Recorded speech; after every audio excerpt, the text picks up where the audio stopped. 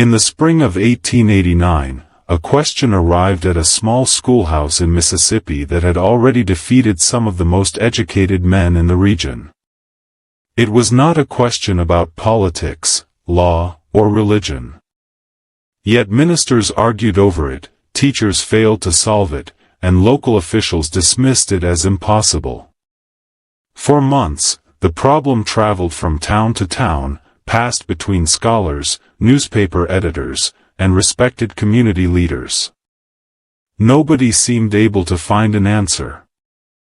Then an unexpected name appeared. Not a professor, not a judge, and not a university graduate. A young black girl named Clara Robinson. At a time when many black children in the American South struggled to gain access to even the most basic education, Clara lived in a world where opportunity was scarce and expectations were even scarcer. Few people outside her community knew her name, and fewer still believed she possessed any special talent. Yet within weeks, rumors began spreading across several counties. People claimed the girl had solved a problem that educated men could not understand. Some dismissed the story as exaggeration, while others insisted official records proved it was true. Newspapers printed fragments of the account, teachers debated it, and families repeated it around dinner tables. Somewhere within courthouse records, school documents, and forgotten newspaper archives, traces of the truth remained hidden. More than a century later, historians would discover that the real story was far more remarkable than the rumors. Because Clara Robinson had not simply answered a difficult question. She had exposed something that many powerful people preferred to keep hidden. And the document that revealed it was still waiting to be found. The document was discovered by accident. Not in a university archive. Not inside a state library. But in a neglected storage room behind an old county courthouse. The room had remained locked for decades. Dust covered nearly every shelf. Water stains marked the ceiling. Many of the records inside had already begun to crumble. When local historians started cataloging the collection, they expected to find tax rolls, land deeds, and election records. Instead, they found something unusual. A bundle of handwritten papers tied together with faded twine. The papers dated back to 1889. Several carried the signatures of teachers, ministers, and county officials. One name appeared repeatedly. Clara Robinson. At first, nobody paid much attention. The name meant little to the researchers. But the deeper they looked, the stranger the documents became. One report described a gathering held at a schoolhouse outside Greenville, Mississippi. Another referenced a challenge that had circulated through several counties. The wording was careful. Almost cautious. As if the writers feared making a mistake. According to one statement, respected educators had spent weeks debating the problem. Some claimed it involved mathematics. Others insisted it concerned property records. A few suggested it touched on legal matters dating back to the Civil War. The accounts disagreed. Yet one detail remained consistent.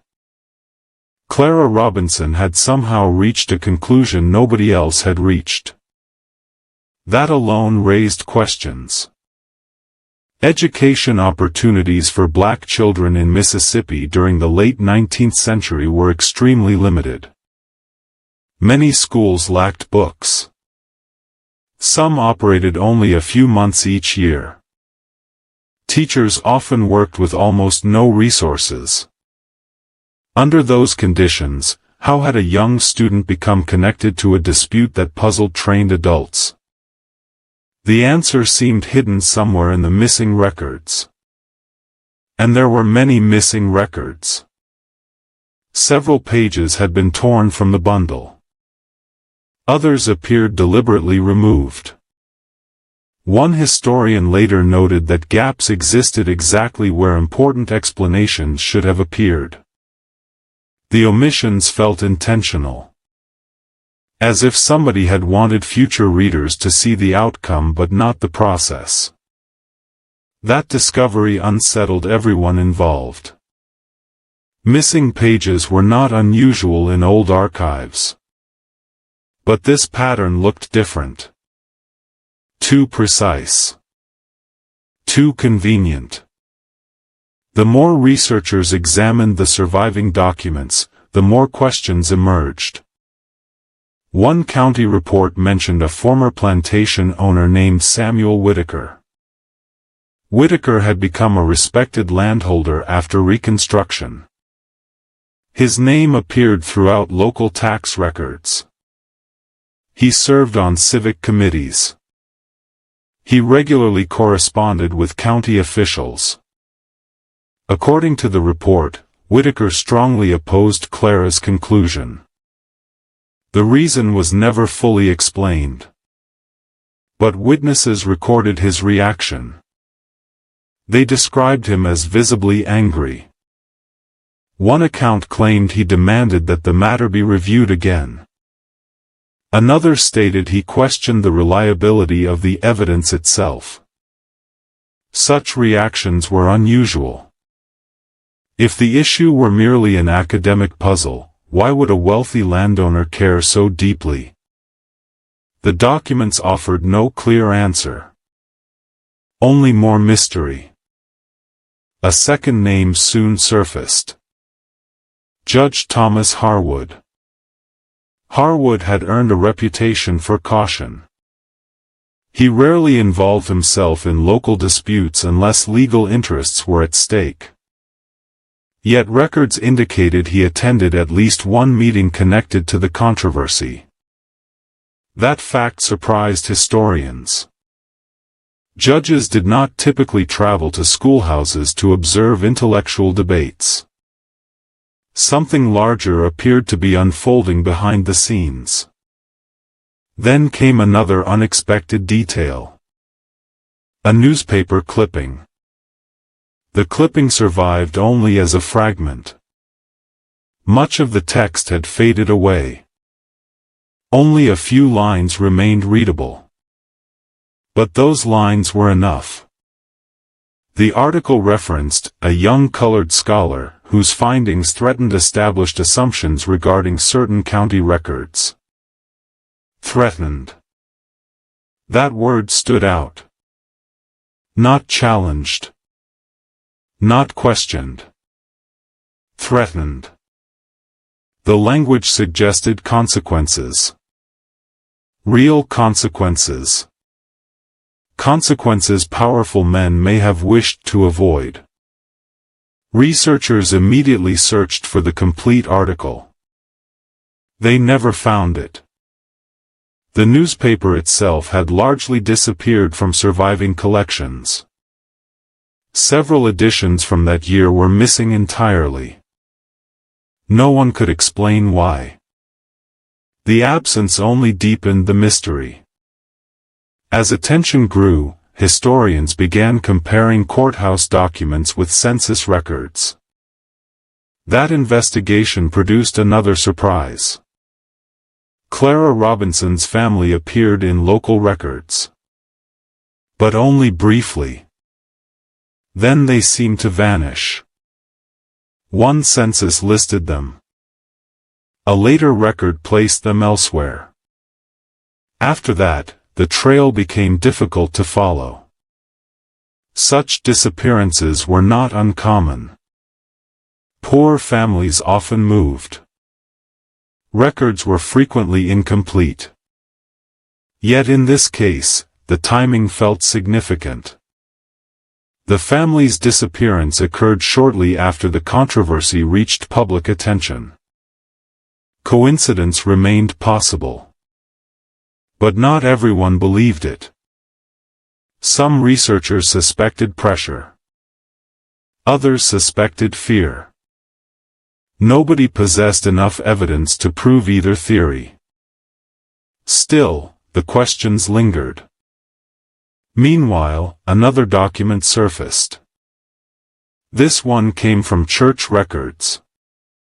The entry described a community gathering attended by teachers, laborers, ministers, and several prominent landowners. Witnesses remembered unusual tension.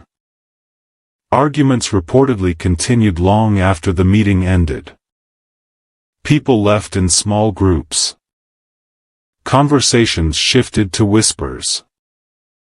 One observer wrote that many attendees seemed less concerned with the problem itself than with what the answer might reveal.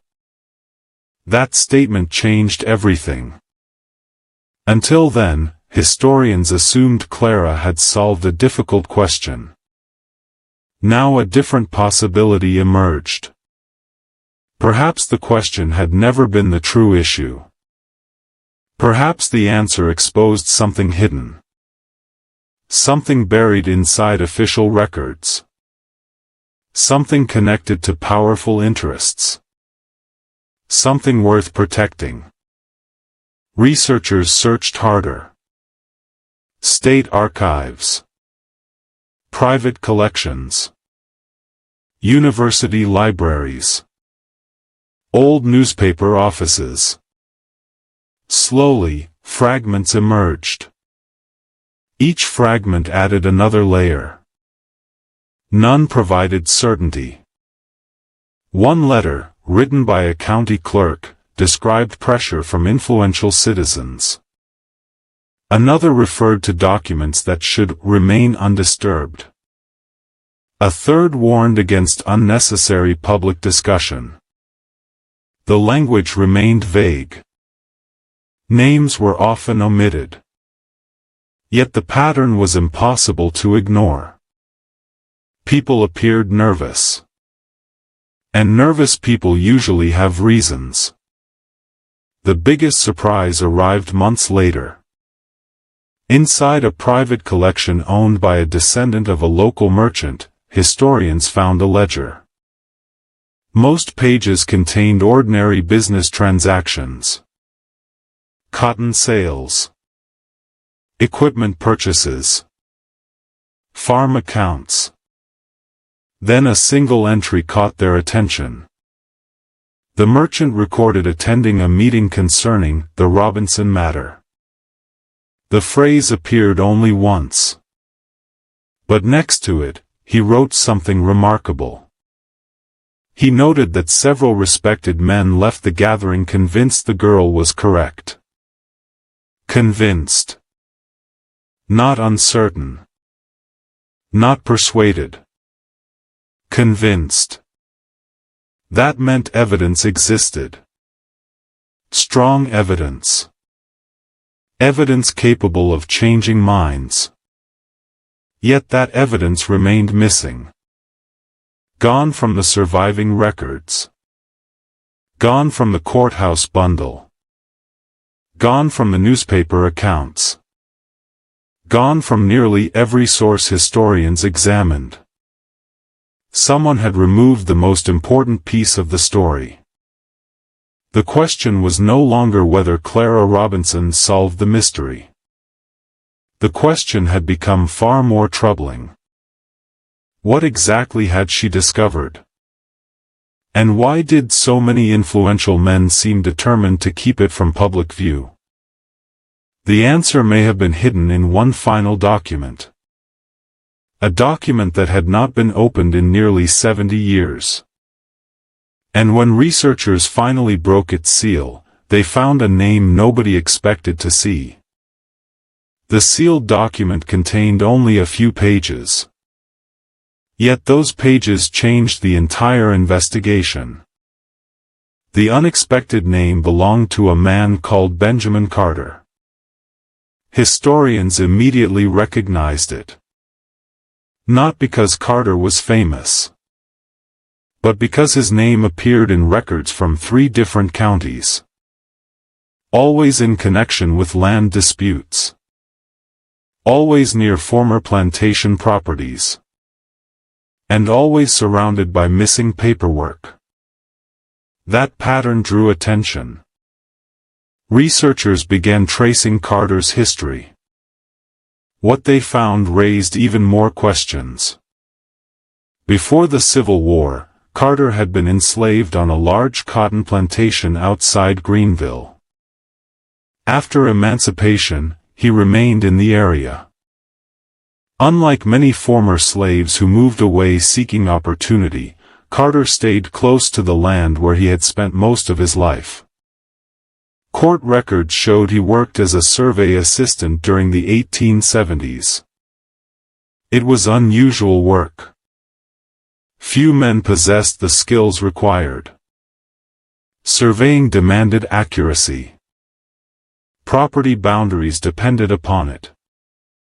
Mistakes could cost fortunes. Yet multiple county documents praised Carter's work. Several officials described him as meticulous, reliable, exceptionally observant. Then the trail suddenly stopped. After 1889, references to Carter nearly vanished. The timing disturbed historians. 1889 was the exact year Clara Robinson entered the story. And now another forgotten figure seemed connected. Inside the sealed document was a statement signed by 3 witnesses. The statement referenced a set of plantation maps. Maps believed lost decades earlier. The map supposedly recorded property boundaries established before the war. At first glance, that seemed unremarkable. But property boundaries controlled ownership. Ownership controlled wealth. And wealth controlled influence. If those maps contradicted official records, entire fortunes could be affected. That possibility sent researchers searching again. The maps themselves remained missing. But evidence of their existence appeared everywhere. County letters mentioned them. Survey reports referenced them. Court notes hinted at their contents. The maps had clearly existed. The question was why they disappeared. One clue emerged from a newspaper account dated July 1889. The article described a heated gathering at a courthouse. Landowners reportedly crowded the hall. Arguments continued for hours. Witnesses remembered raised voices. Several respected citizens left visibly shaken. One reporter noted that a prominent plantation owner stormed out before the meeting ended. Another reportedly accused officials of reopening matters best left buried. Buried. The choice of words seemed deliberate. Researchers noticed something else. The article never explained what sparked the conflict. That section appeared missing. The newspaper had been damaged. Exactly where the details should have been. The pattern was becoming difficult to ignore. Again and again, crucial information vanished. Again and again, only fragments survived. Then came a mini-twist nobody expected. A ledger discovered in a private collection suggested the missing maps were not the true source of concern. Instead, attention shifted toward something attached to the maps. A list. Just a list. No description. No explanation. Only references. Several entries mentioned attached names. Others referred to supporting schedules. One clerk called them the most sensitive pages. That phrase unsettled researchers. Sensitive to whom? And why? The answers remained hidden. Meanwhile, another historical record surfaced. This one came from a church archive. The document described reactions from local residents after rumors began spreading. Formerly enslaved laborers reportedly gathered outside meetings hoping to learn more. Many believed old records might finally answer questions that had lingered since Reconstruction. Questions about ownership. Questions about promises. Questions about agreements made and forgotten. Some accounts described cautious optimism. Others described fear. Because history had taught many people a difficult lesson. Powerful men rarely welcomed challenges to established records. Especially when land was involved. One witness recalled seeing groups of plantation owners meeting privately. The witness could not hear their conversations. But he remembered their expressions. Concern. Frustration. Anger. Whatever Clara Robinson had uncovered, it seemed to be reaching far beyond a schoolhouse puzzle. The story was expanding. Historians noticed another detail. Several officials who initially dismissed Clara's findings later changed their positions. Quietly. Without public explanation. Meeting notes reflected subtle shifts. Votes changed. Language softened. Objections disappeared. Something convinced them. But no surviving document explained what. That mystery lingered. Months passed. Researchers followed every lead they could find. Most led nowhere. Then a breakthrough arrived from an unexpected source. A forgotten survey notebook. The notebook belonged to an assistant who worked alongside Benjamin Carter years earlier. Most entries concerned routine measurements. Fence lines. Road locations. Creek crossings. Ordinary information. Until one page near the back. That page contained a warning. Written in hurried handwriting. The note stated that discrepancies existed between county records and older plantation surveys. The writer seemed alarmed. He specifically mentioned that several parcels of land appeared larger on official records than on original surveys. The difference was not minor. In some cases, hundreds of acres were involved. Historians stared at the page. The implications were obvious. If true, valuable property may have been claimed improperly decades earlier. Not through open theft. Not necessarily through fraud. But through errors. Convenient errors. Errors that benefited certain people.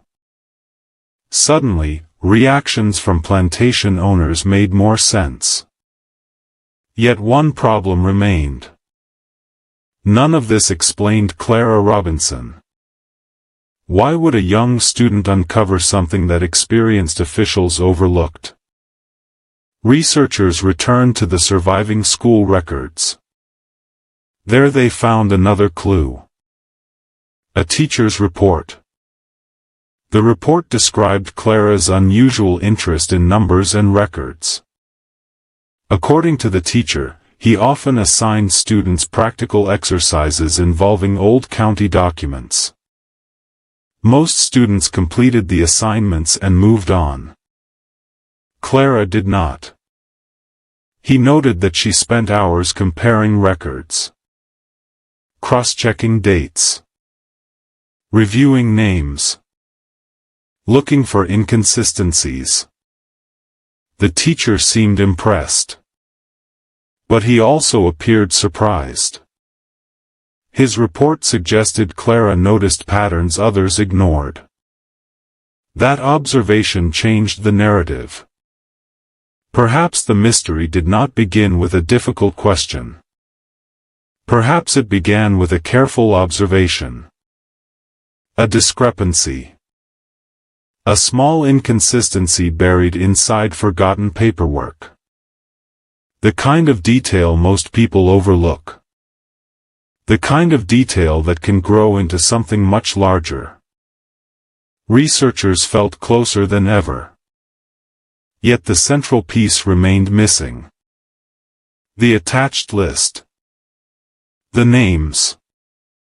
The sensitive pages. Without them, the story remained incomplete.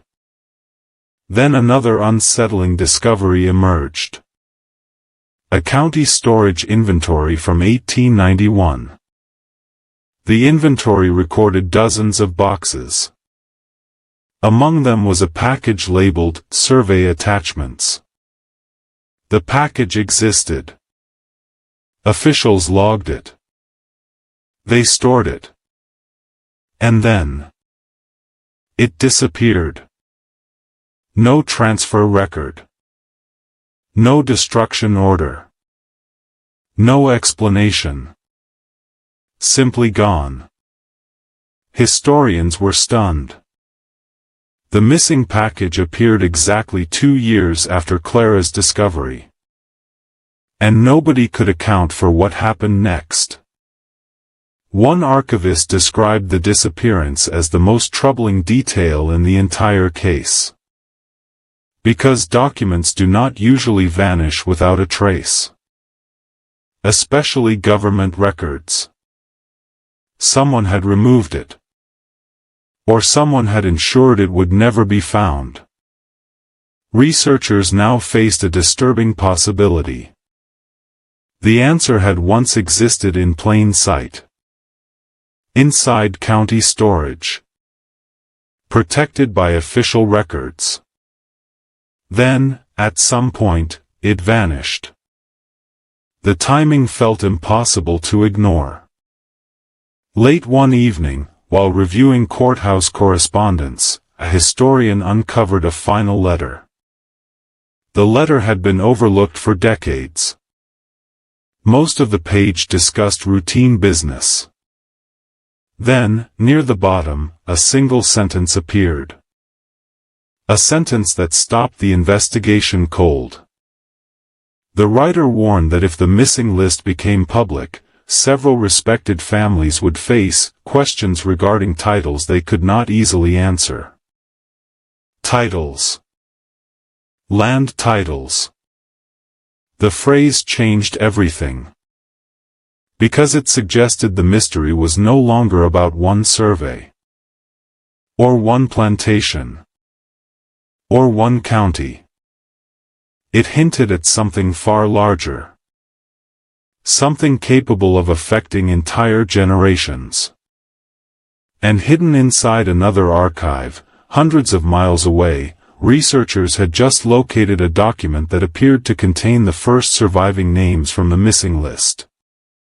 One of those names belonged to a family that still held thousands of acres of land. The discovery sent historians in a new direction. For years, they had searched for missing maps. Now they were searching for names. The newly recovered document came from a state archive hundreds of miles from Greenville. It had been filed under an unrelated land dispute. Nobody had connected it to Clara Robinson. Nobody had noticed its significance. Until now. The document contained only a partial list. Several pages were missing. Others were badly damaged. But enough remained to create immediate concern. The names belonged to some of the most influential landholding families in the region. Men whose descendants continued to appear in county records decades later. Men who controlled large plantations before the Civil War. Men who retained enormous influence afterward. Researchers quickly compared the list against surviving surveys. The results were troubling. Again and again, the same pattern appeared. Property descriptions changed over time. Boundary lines shifted. Acreage increased. Yet supporting documentation often disappeared. The changes were subtle. Spread across decades. Easy to miss. Difficult to prove. But impossible to ignore. One historian described the pattern as a trail of fingerprints. Not direct evidence, but signs that something had happened. Something buried beneath generations of paperwork. The deeper they looked, the more tension emerged. Then another document surfaced. This one came from court records. The case itself seemed ordinary. A disagreement over property boundaries. Nothing unusual. Until researchers reached the witness statements. There they found Benjamin Carter. His testimony had survived. Only fragments remained. But the fragments were revealing. Carter claimed older surveys contradicted newer claims. He insisted certain boundaries had been altered after the war. The statement appeared calm. Professional.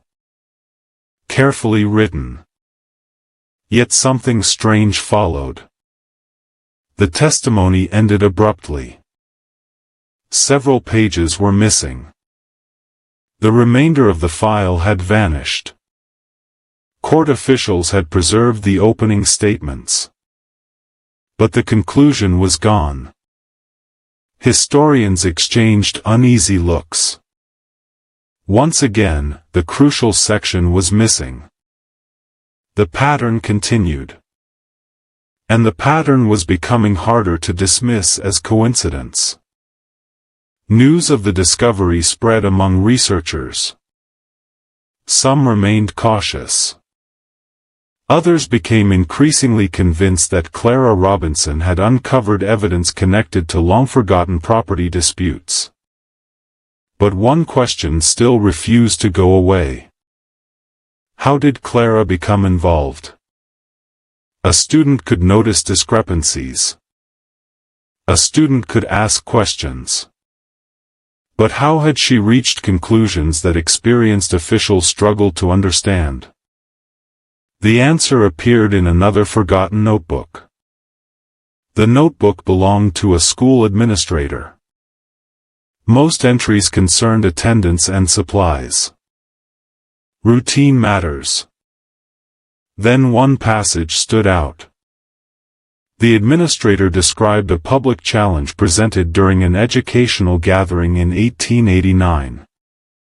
The challenge involved comparing historical records.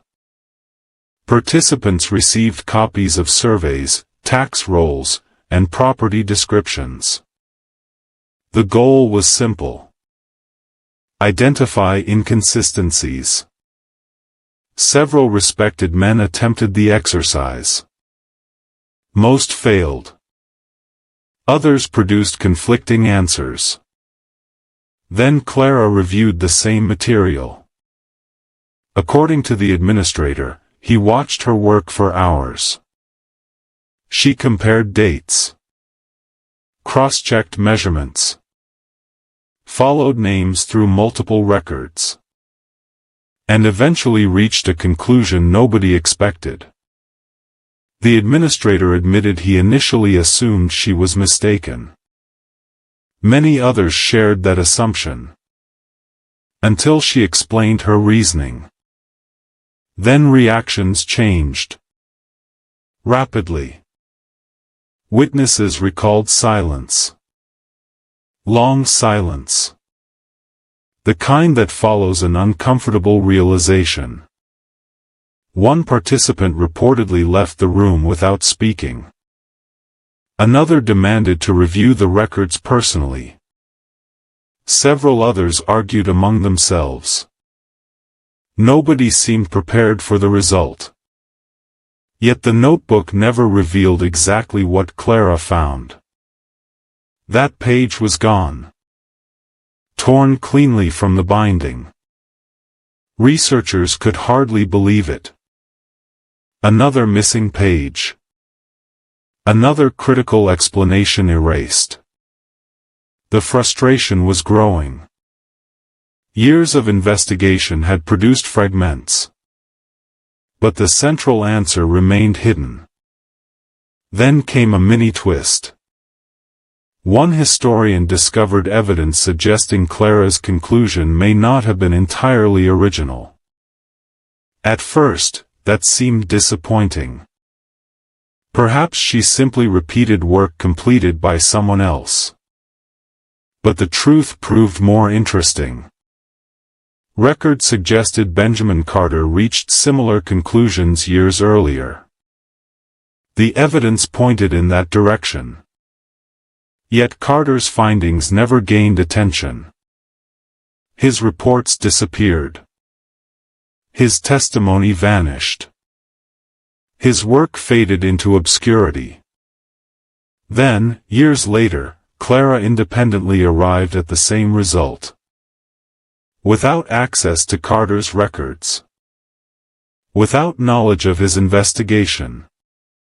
Two separate individuals. Two different generations.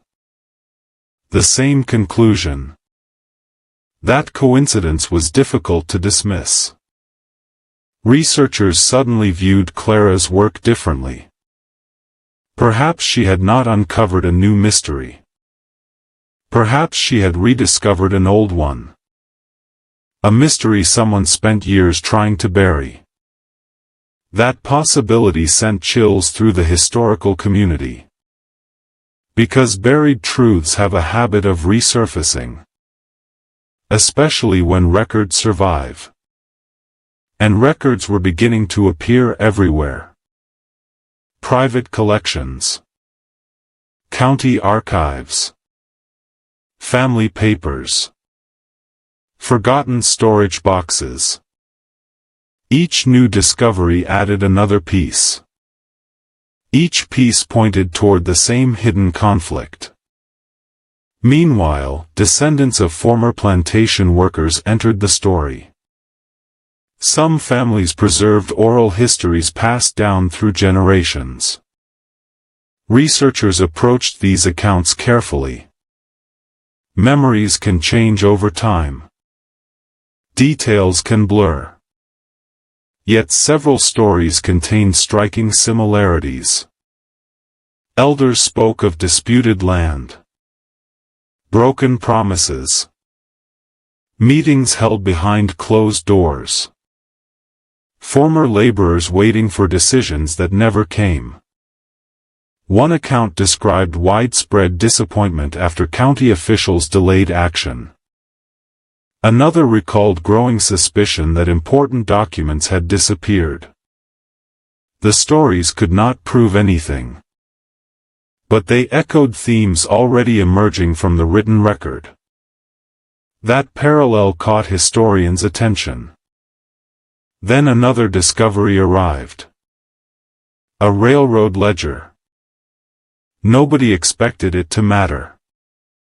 The ledger tracked freight shipments. Nothing more.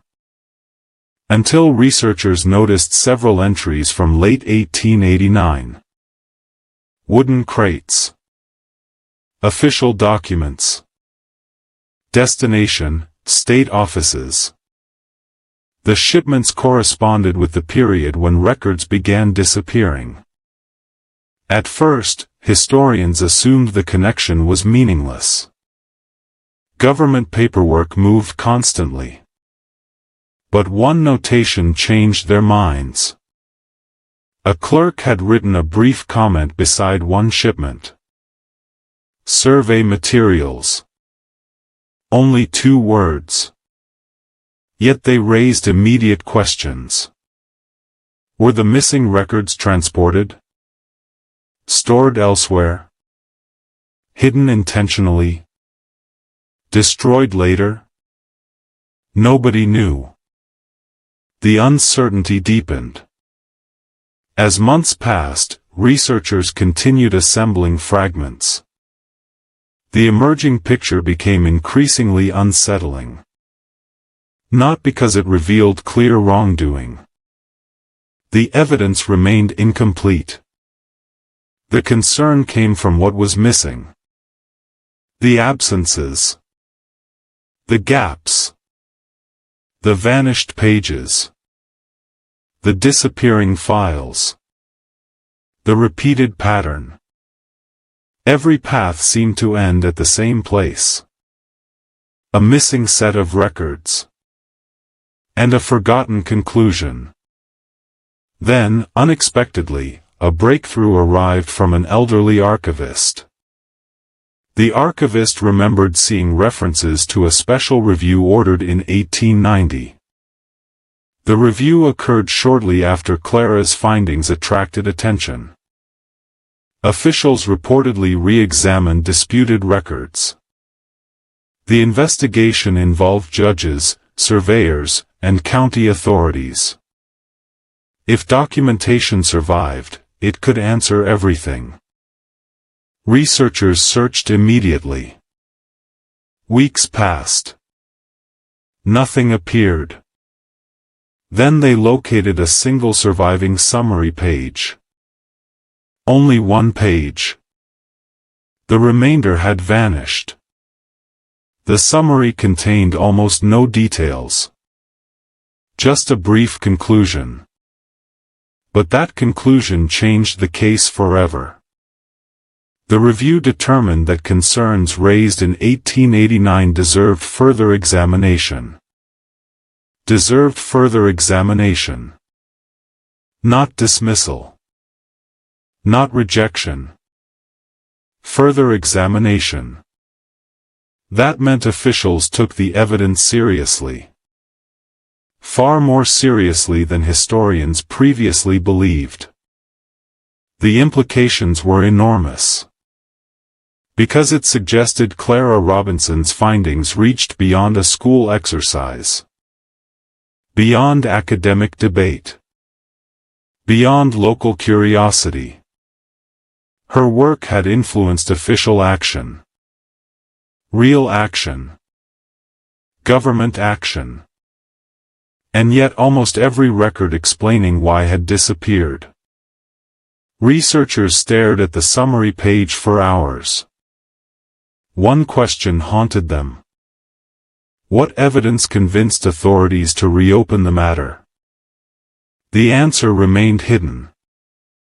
But perhaps not for much longer. Because buried inside a courthouse basement scheduled for renovation, workers had just uncovered a locked cabinet. And according to inventory markings on the door, the cabinet had not been opened since 1891. Inside might be nothing. Or inside might be the records everyone had been searching for. The cabinet stood untouched beneath decades of dust. Workers almost discarded it. The lock was rusted. The wood had begun to split. Nothing about it seemed important. Yet the inventory markings matched records connected to the 1890 review. That alone was enough. Historians gathered as the cabinet was opened. Expectations remained cautious. Too many leads had ended in disappointment. Too many records had vanished. Nobody wanted to assume this would be different. Then the doors finally opened. Inside sat several bundles of papers. Most were routine government files. Tax assessments. Road maintenance reports. Agricultural records. Nothing unusual. For a moment, it seemed the cabinet would reveal nothing at all. Then someone noticed a smaller package hidden behind the others. The package had been wrapped separately. tied with deteriorating cord. Labeled simply, "Survey Review." The room fell silent.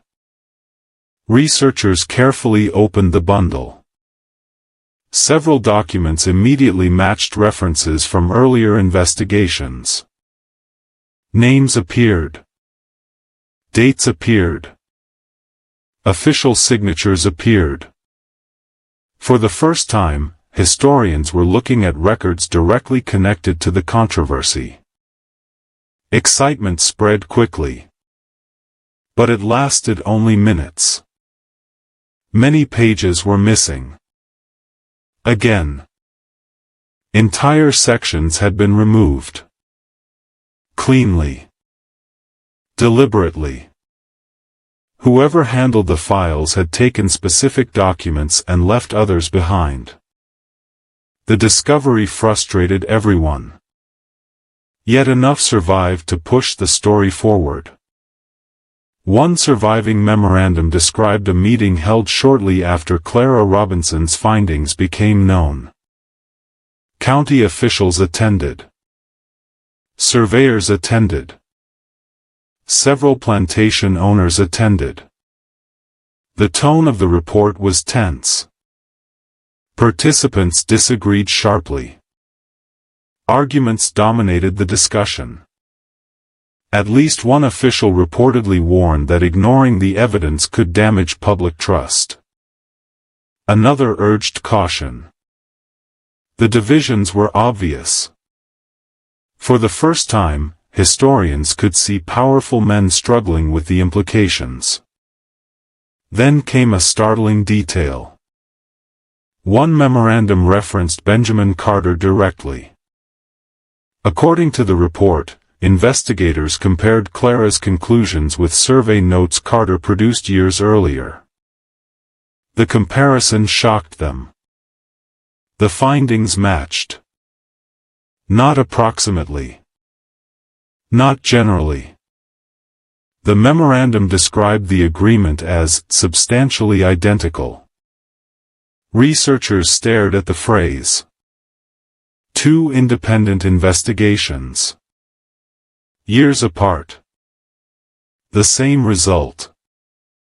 That coincidence became harder than ever to dismiss. Yet another question emerged. If officials knew Carter and Clara reached the same conclusion, why did they never act publicly? The answer appeared hidden somewhere inside the missing pages. And those pages were still gone. Then another unsettling document surfaced. A private letter exchanged between two county officials. The letter was never intended for public eyes. Its tone was unusually candid. The writer expressed concern that renewed attention to historical surveys might trigger legal challenges. Not future challenges. Present ones. Challenges already being discussed. That detail changed the timeline. The controversy was not merely academic. It was active. Real people were already questioning existing claims. Real consequences seemed possible. One line in particular drew attention. The official warned that reopening the matter could unsettle arrangements accepted for nearly 20 years. Unsettle arrangements. The wording was careful. But the meaning felt obvious. Something had been accepted. Perhaps reluctantly. Perhaps quietly. And now that acceptance was under threat. Researchers continued reading. The deeper they went, the stranger the story became. Another report described reactions from local landowners. Several reportedly demanded immediate closure of the review. Others urged patience. One plantation owner allegedly accused investigators of stirring unnecessary conflict. Another questioned the reliability of older records altogether. The disagreements grew sharper. Witnesses described meetings ending without resolution. Voices raised. Tempers flared. People leaving before discussions concluded. The atmosphere felt increasingly volatile. Meanwhile, descendants of former plantation laborers preserved accounts of those years. Some stories spoke of growing anticipation. Others described disappointment. Rumors spread through communities. People believed forgotten records might finally answer long-standing questions. Questions regarding property boundaries. Questions regarding agreements made after emancipation. Questions regarding land once worked by enslaved laborers. Nobody knew what the review would ultimately reveal. But many hoped it would reveal something. Anything. Then came a mini twist. Buried inside the cabinet was a document nobody expected. A list of witnesses. Not officials. Not landowners. Ordinary residents. Teachers. Clerks. Laborers. Survey assistants. Dozens of names. Researchers initially assumed the list was unimportant. Then they noticed something unusual. Several witnesses had been interviewed. Their statements were referenced repeatedly. Yet the statements themselves were missing. Only the witness list survived. Another gap. Another missing piece. Another mystery. The frustration became almost unbearable. Every breakthrough uncovered another absence. Every answer exposed another question. Still, progress continued. One surviving summary page revealed a critical detail. Investigators had reviewed original plantation-era maps alongside post-war county records. That comparison formed the heart of the controversy. Not rumors. Not speculation. Documents. Official documents. The evidence came from paper. And paper leaves trails. That realization encouraged researchers. Because trails can be followed. Even after more than a century. Then a historian made an unexpected discovery. While reviewing correspondence from the early 1890s, he found references to a second storage location. A location never mentioned before. The documents described transferring review materials to a records annex near Jackson. The transfer seemed routine. Until researchers checked state inventories. The annex no longer existed. It had been demolished decades earlier. At first, that appeared to end the trail. Then another record surfaced. Before demolition, portions of the annex contents were relocated. Nobody knew exactly where. The relocation records were incomplete. Of course they were. The pattern persisted. Missing inventories. Missing pages. Missing explanations. Yet not everything vanished. One surviving inventory entry mentioned a box labeled, "Supporting Evidence." The phrase immediately caught attention. Supporting evidence. Evidence supporting what? The inventory offered no details. Only the label. Still, it was enough. Researchers now had proof that additional material once existed. Material potentially connected to Clara Robinson. Potentially connected to Benjamin Carter. Potentially connected to the missing names. The search intensified. Months turned into years. Historians followed leads across multiple states. Many produced nothing. Others generated small fragments. Gradually, a picture began to emerge. Not a complete picture, but enough to sense the outline. Enough to understand why people became nervous. Enough to understand why records disappeared. Enough to understand why influential men reacted so strongly. Then came the most disturbing document yet. A memorandum written shortly after the review ended. The author remained unknown. No signature survived. Yet the contents were unmistakable. The writer warned that preserving all review materials could create future complications. Future complications. The phrase appeared twice. Researchers immediately recognized its significance. Someone was already thinking beyond 1890. Beyond immediate disputes. Beyond current politics. Someone feared what later generations might discover. That fear alone spoke volumes. The memorandum ended abruptly. The final page was missing. Naturally. But the surviving text raised a troubling possibility. Perhaps the records were not lost through neglect. Perhaps they were selectively removed. Not to erase history entirely. Only to obscure enough of it. Just enough to prevent certainty. Just enough to leave questions unanswered. That possibility unsettled everyone involved. Because uncertainty can survive for generations. And this uncertainty had survived for more than a century.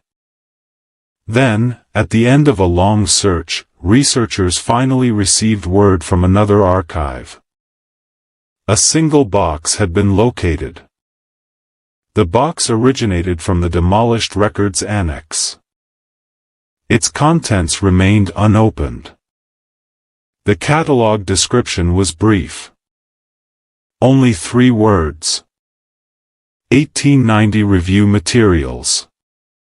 And according to preservation notes, one folder inside carried the exact title historians had been searching for all along. Robinson Findings. The folder was thinner than anyone expected. After decades of searching, historians had imagined boxes of evidence. Stacks of reports. Volumes of testimony. Instead, the folder contained only a handful of surviving pages.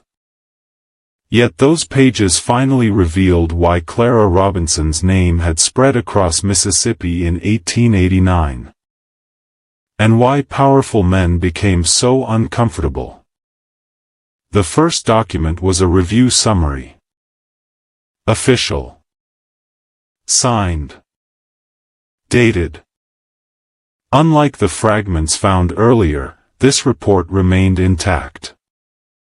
For the first time, researchers could see the conclusion investigators reached more than a century before. The review focused on a series of plantation-era surveys. Those surveys had been compared against later county records. The discrepancies were real. Not rumors. Not misunderstandings. Not clerical mistakes that affected a few acres. The differences appeared repeatedly across multiple properties. Investigators documented them carefully.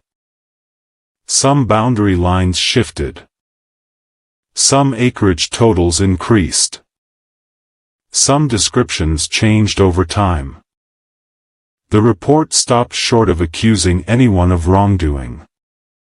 But it confirmed that serious inconsistencies existed.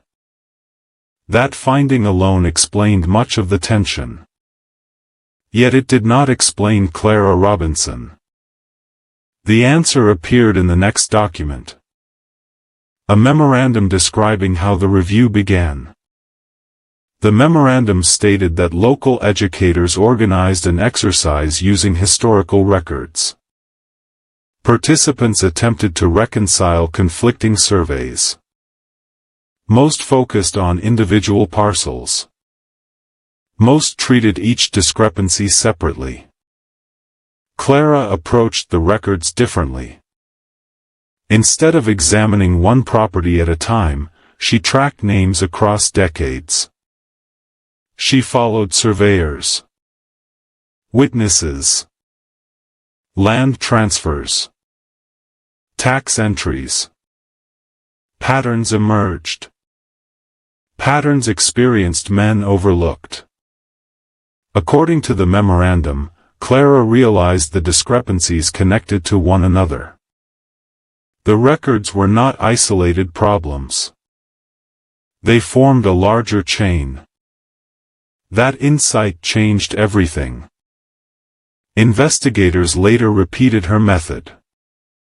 The results matched. Benjamin Carter had reached a similar conclusion years earlier. Clara reached it independently. That was the moment officials understood her work deserved attention. Researchers reading the memorandum felt a mixture of admiration and disbelief. A young student had noticed what trained authorities missed.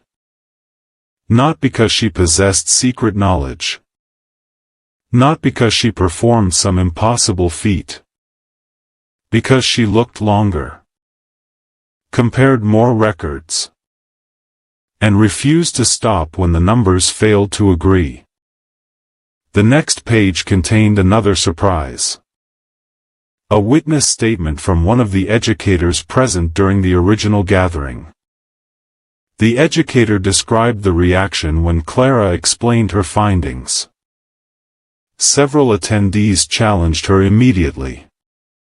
Others demanded access to the records. Some assumed an error existed. Then the records were reviewed again. And again. Each review produced the same result. The witness remembered the atmosphere changing. Confidence gave way to concern. Concern gave way to silence. Because the evidence refused to disappear. Then came the mini twist. The final review did not conclude that land had been stolen. It did not conclude that fraud occurred. In fact, investigators admitted they could not determine exactly how many discrepancies resulted from mistakes, poor record-keeping, outdated surveys, or deliberate actions. That uncertainty frustrated everyone. Even today, historians cannot answer every question. The records simply do not survive. Yet the review reached one unmistakable conclusion. Important county records required correction and further examination. That recommendation appeared in writing. Officially. The mystery was not whether concerns existed. The mystery was what happened afterward. And the remaining documents finally provided an answer. Not a complete answer. But enough. Several letters revealed growing resistance after the review became known. Prominent landowners feared endless legal disputes. County officials worried about administrative chaos. Business leaders warned against reopening decades-old controversies. Pressure increased. Meetings multiplied. Discussions continued behind closed doors. Then momentum faded. Gradually. Quietly.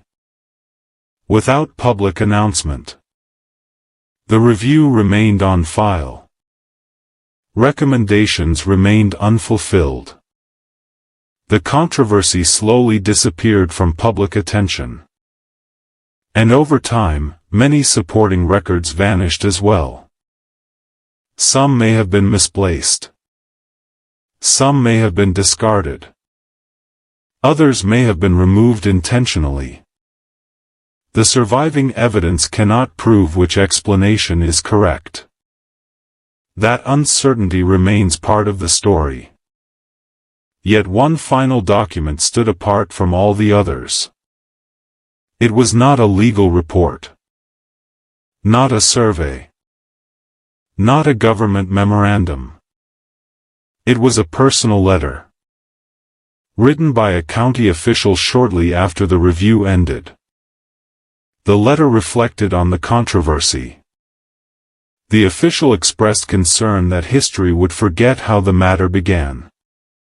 He worried that future generations would remember the arguments but not the people responsible for uncovering the problem. Then he mentioned two names: Benjamin Carter and Clara Robinson. The official credited both men with forcing authorities to confront evidence they preferred to ignore. The wording was striking. Not because it praised them. Because it acknowledged their influence.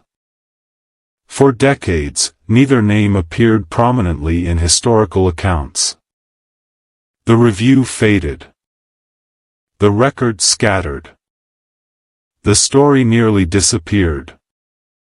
Yet traces survived. Enough traces to reconstruct what happened. Enough traces to understand why historians became fascinated by the case. The deeper researchers looked, the clearer one fact became. The mystery was never really about acreage, or surveys, or county paperwork. Those were only the surface. The deeper story involved memory. Whose observations were preserved? Whose warnings were ignored? Whose contributions entered official history? And whose names slipped away? Benjamin Carter spent years working with records that few people valued. His findings attracted little attention.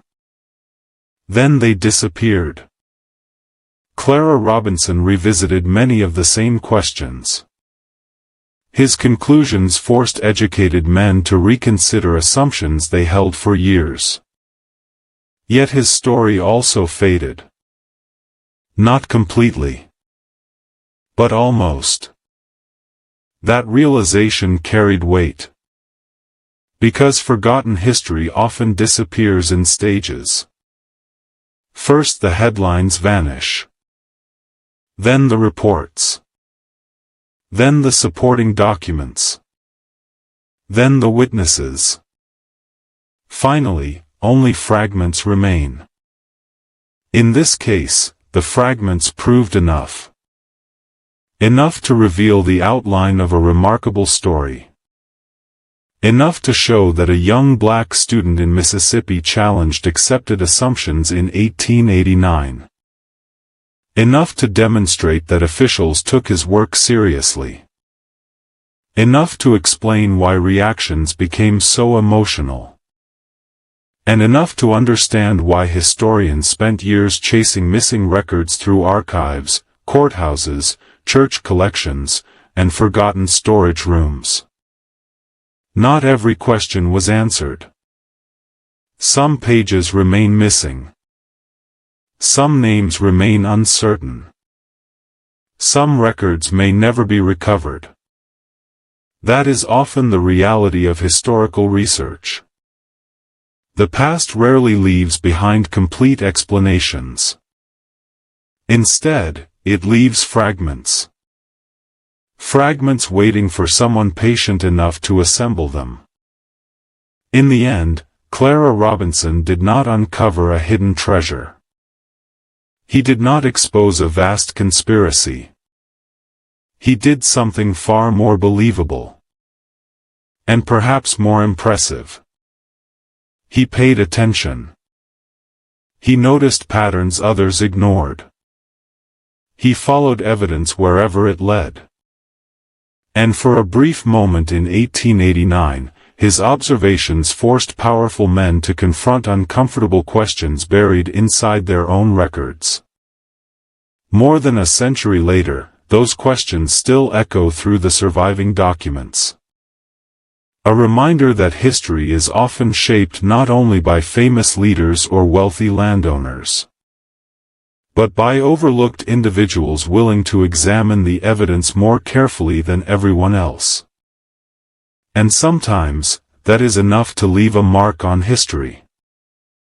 If you enjoy uncovering forgotten historical mysteries like this one, consider subscribing so you don't miss the next story hidden inside the archives.